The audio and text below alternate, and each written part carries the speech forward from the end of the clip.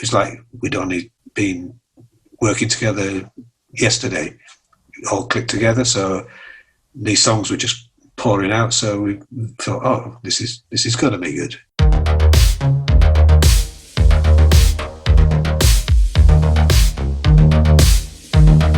I'm very happy to say I'm with Matt Dangerfield from The Voice. How are you, Matt?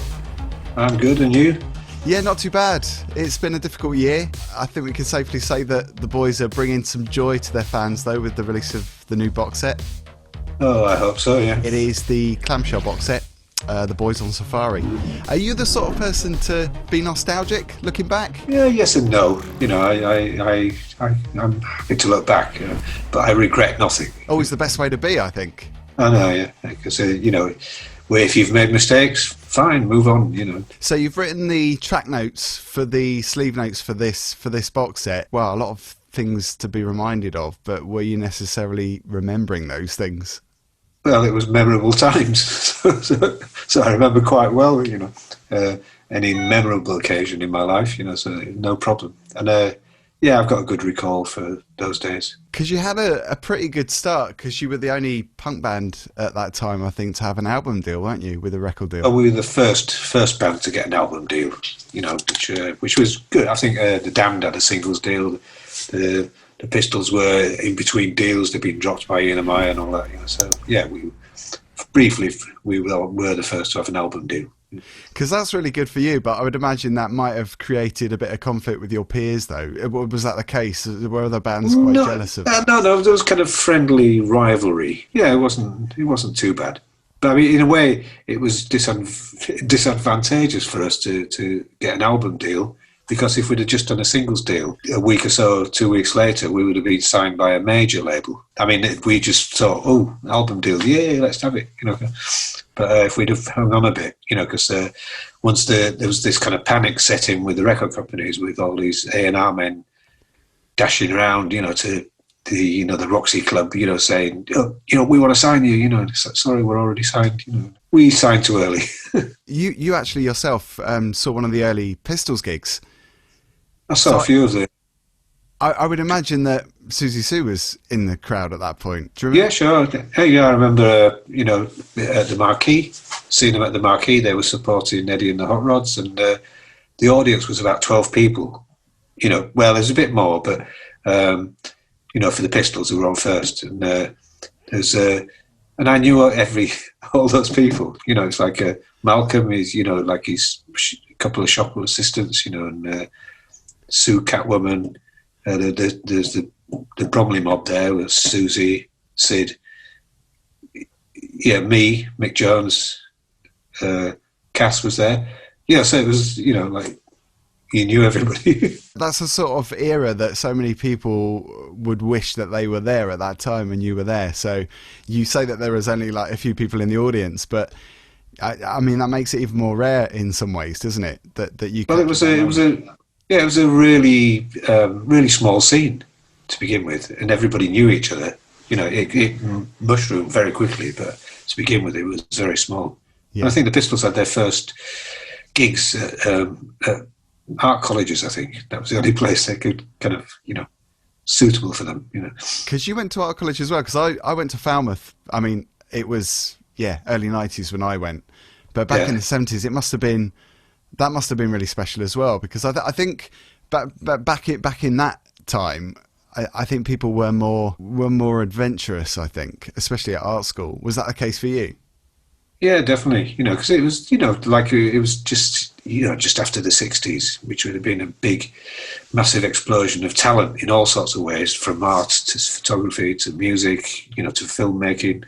And so you were growing up in an exciting time. And art college, in a way, was my route to music, because I could play a little guitar, you know, because my older brother used to play guitar. One day, I sort of somebody came in and said, in the art college, you know, said, anybody want to buy this bass guitar and amp? And I said, how much? You know, and they said like 20 quid or something. And I just got my grant, so I go, yeah, I'll have that. You know, and then it was just standing there. And then like a day later, I didn't play bass even, you know, but somebody else said, passing it. I said, whose is that bass? And I said, it's mine. They go, oh, do you want to join a band? And you go, yeah, okay. So that's how I ended up in my early bands. So just by buying this cheap bass. I've got to ask you about Toyah as well, because Toyah obviously had a really successful run on the Safari label, and of course you're a band that were signed by Safari, and this new box set is a Safari box set. You were signed in '79, is that right? Something like that, 79, yeah. And then you produced Bird in Flight, which came out at a similar time, I think just after early 1980. What are your memories of producing that single for Toyah and her band? Do you have good memories of that time? Yeah, sure. It was easy. They were easy to work with, and they were all, well rehearsed. And they'd been rehearsed and all that. So yeah, it was a fairly easy job. All I mostly remember is the engineer. There was a bit of a cocaine fiend. He'd bought some cocaine, and kind of overdid it, and then started having a go at Toyah. Sort of saying things like, I can see through you. I know, and I just had to say, to take her aside and say, "You calm down, like we'll, I don't know. I think we finished the recording somewhere else, but that was in the studio with Toyah. Yeah. It's something you don't expect to happen, Well, yeah, and she's not the sort of person that you should mess around with, really, either. She's a real powerhouse. She was definitely the boss of the band. Because the singles that was released early 1980, and of course she'd done Shoestring not long before that, and that's really the moment that she started to become a real cult favourite just before the success in 1981, because of course that was when she hit the mainstream. Do you remember when you found out that single "It's a Mystery" had done really well? Because there was a real shift in her music as well, because she was a lot more kind of rough on the edges in a good way, I think, because she had that real kind of punk spirit in the late 70s, and then of course she had that commercial success with "It's a Mystery" and "I Want to Be Free." And did you think that she'd gone more mainstream? Yeah, in a way, because the reason I was brought in to produce that single was to get her airplay, because she was having lots of publicity, and in all these women's magazines and everything, and everybody interested in her, but the music was not getting airplay. It wasn't very radio friendly, so that was my brief, to make it radio friendly. And I think it did get the first proper airplay that she'd had, so it did kind of open a few doors, I think. She was big at that time for being like a hit on the independent charts as well, which was good. Yeah. Obviously Safari being the indie label. She's obviously reissuing Sheep Farming and Barnet for the 40th anniversary. The expanded package features "Love Me" that you recorded with her, the Dangerfield session, credited on the track listing. Is that a track that you remember working on? No. I just remember "Bird in Flight" because that was my main focus. The other tracks were, I don't know, to be B-sides or whatever. So, yeah. Did you stay in touch with her after producing that single? I came across her now and again. Phil Spalding, who was a friend of mine, became her bass player. I think I recommended him to their producer, because I don't know what happened to their first bass player, but they needed a bass player, and I knew Phil would fit the gig. Phil Spalding. Yeah, I think he was good for the band. Yeah, he's amazing, because I saw him in '82 with her at the Hammersmith Odeon, as it was back then, and he's such a brilliant bassist. Great bassist. And also, he's just a great character, really motivating character. He drives you forward. He's the kind of person who would fit in any band, I think. So the boys disbanded in '82, but you reformed in 1999. That's quite a long gap in between. Did you deliberately go on to work on other things? Did the band kind of have differences, or what was the reason? No, there was no differences. We were all busy doing other projects. I made 2 solo albums. Cass was off back to Norway and working with Gary Holton. John was working with the Lurkers and a few other bands, so everybody was busy. But then, in '99, we had sort of a bit of we started selling a lot of records in Japan, because some Japanese band had covered 2 of our songs. And we were invited to go to Japan and play some gigs. And, I'd had lots of offers to, reform the band to play like punk festivals, and always turn them down. But this Japan was too tempting, so we formed to do that, and it went so well, we decided to keep on going. And you got a story, quite an interesting story about Shanghai as well, because you were going to do a 9-date tour there. I think that was Right. Was that after the album that came out in 2014? It was 2014, I think. Yeah. Yeah. Yeah. Well, we arrived. It was just in January, and it was like a few weeks before there'd been a stampede on a New Year's Eve celebration, and about 40 people had been trampled to death. Yeah. The government were very wary of gatherings, and then the idea of a punk band seemed to trigger more unease, that something could go wrong, because everybody was worried about their necks, because somebody had to be punished for negligence in this. So we turned up and found that our tour had been banned. It was a 10-day tour, and they did it sort of surreptitiously, because we first found out the first gig was banned, because they said the Ministry of Culture wants to invest, to check out the building. Okay, well, all right. Then we found out the next gig had been cancelled for the same reason. The Ministry of Culture had booked an inspection, and they did that with all the gigs, and also warned any other promoters that if we were, if they put us on, they were in trouble if they, gave their venue to us. And so, without us actually being told, we were banned. We were banned surreptitiously like that. So, well, we did 3 secret gigs. In China, you can't use Facebook or anything like that, or their own, which is controlled by the government. So everything has to be by word of mouth if you don't want to be discovered, if you like. And one of the gigs happened to be, it was like a rehearsal studio come recording studio. So we thought, why not record one of the gigs, this gig? So we did, so we ended up with a Live in China album. Also, we had there was 2 documentaries made about us in China. We were on the Chinese news, the main news about being banned, and we did multiple interviews with about 3 videos. We had 10 days of fun. It ended up being good in the end. Yeah, exactly. Yeah, yeah, excellent. How did your fans react to that new material at that time? Because you've been away for a while, good few years. Did you find that you had that loyal fan base that stayed with you? Yeah. I mean, it was received with great reviews, and our fans were over the moon, because we had nothing new from us for so long. So yeah, it was definitely worthwhile making that album. Which initially I was reluctant to do, because I always thought that unless we could do an album that was as good, if not better, than the albums we'd done before, I didn't want to do it. Yeah. Because I'd heard so many bands release this stuff that is completely dire and is nothing like their old stuff. And we just booked a studio in France, and spent a couple of days just running through songs, just the 3 of us, myself, John and Cass, and who were like the songwriters in the band. And we found it was like we'd only been working together yesterday, all clicked together. So these songs were just pouring out. So we thought, oh, this is going to be good, So it was. Yeah. Excellent. Is there anything on this new box set that you're particularly proud of? What are the highlights? For me, it's as a CD, To Hell with the Boys, because when that record was released in, 1980, 79, there was no CDs.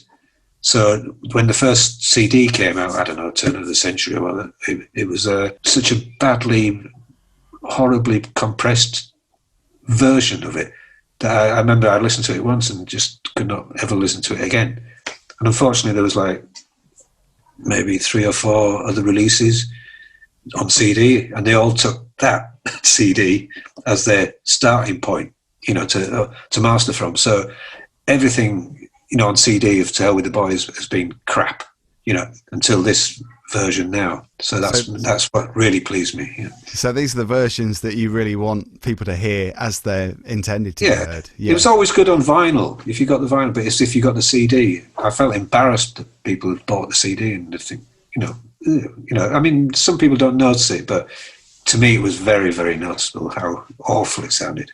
Yeah, because you've got that critical ear, I guess. Being in a band, you want it to sound 100%, don't you? You want it to sound as well. You know how it should sound. Yeah. So you've got something to compare it with. The average punter doesn't. So they just think, this is it, Yeah, sure. What about music now? What are you listening to? Are you listening to much music? Does stuff still excite you now? Yeah, I mean, there's not a lot excites me, and there's a lot that leaves me cold. But I do hear, I do hear stuff I like. I still love a good pop tune. There's a lot of people I just don't get, like Ed Sheeran. What's that about? I mean, and hugely successful as well. I know. I totally understand what you mean. It's like I just don't get it. But I can understand Beyonce. She is fantastic. And Amy Winehouse. There's lots of people who are pretty mediocre, and they seem to have these songwriting teams of 12. It's almost like their songs are being written by computer. They follow the same formats, and so there's nothing sticks out. It's just mediocre for me. It's interesting you say Beyonce, because I can definitely see her punk spirit. Because some people might say that you choosing Beyonce would be quite strange for somebody who's in a punk band to choose her, but actually I can see that. I can see her fiery attitude. Well, I always admired talent. I mean, during the punk days, I liked ABBA, and I liked anybody who wrote good songs. Yeah. And what about social media as well? Because back in the 70s, when you were starting out, we didn't have that. We didn't have technology like we do now. Are you embracing that? Are you embracing that ability to pretty much from the start. It's like I loved it. Because I remember when computers came out, I was thinking, my main interests were like music and art, and I thought those were the two things that computers can't do. It's okay for accountants and writers or whatever, but can't do music and can't do art, and those two things are the things it's actually best at. So I sort of hugely leapt onto computers. Once I came across a Mac. When people say about social media and they say it's toxic, I mean you could say that with anything though, couldn't you? Really, it's how you use it and how you get the most of it. It's sure, but it's given a lot of really nasty people a voice. That's the only problem. But I mean, you can shut these people out. You don't have to listen to this rubbish. You can sort of block them and things. And I know they keep coming, but I mean that's the problem, because you've got a lot of idiots who've now got a voice who didn't have a voice before. And they're hiding behind a profile that doesn't even have a picture on there. Usually, exactly. Yeah, it's a cowardly way of doing it, isn't it? Yeah, sure. And but if you overlook that, it's nothing but good, I think. Yeah, absolutely. The wonders of the hide button, especially on YouTube as well. When you hide people, they can't actually, continue with the conversation. Well, it's like if you want to look up anything, how to do something, or like how to change a bicycle tire, or you just go on the internet. You've got somebody's done a YouTube, like a demonstration video of how to do it. Yes. So we had to go to libraries and things like that. I mean, because I had a massive library with loads of reference books, because I loved reference books, and all that now is pretty useless. I can do it quicker online. You don't even have to leave the house anymore. No. Brilliant. And what about new music? I mean, this is a question you probably get asked all the time. Are you going to be releasing more music with the boys? Yeah, we're still making music. We're taking our time with it, because there's no rush. So we're doing it whenever we get a chance to be all together, because we all live in different countries, unfortunately, and none of them. I suppose with technology, it's easier now, but but it's still. Being face to face is like the best, especially for songwriting. I think and we when we get a chance, we do it. Yeah, excellent. And of course, you being in different countries and with lockdown, have you thought about doing some live stuff online? I don't know. We've considered it, but we haven't got round to it. Put it that way. I mean, we're still. I don't know. We all our gigs for this past year basically have been moved to next year, and we wait and see, but it's not looking too good for those. I think it depends what happens, of course, if they find a cure or a way of containing the virus.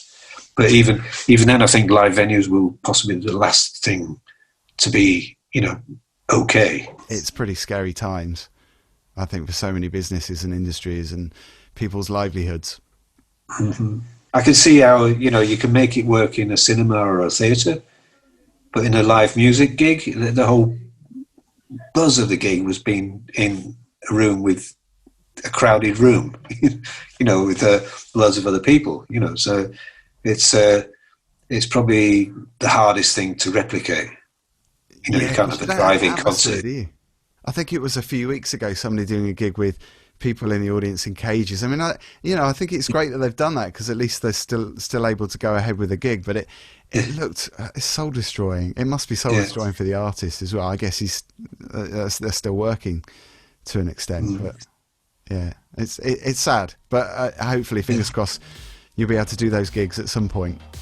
Yeah, I think maybe we'll end up with this herd immunity, and maybe just become like another flu that kills people anyway every year, but not so drastically. It's good to talk to you, Matt. Thank you so much for your time, and I wish you all the best with the gigs and the new material and the box set, of course. Okay, thanks a lot.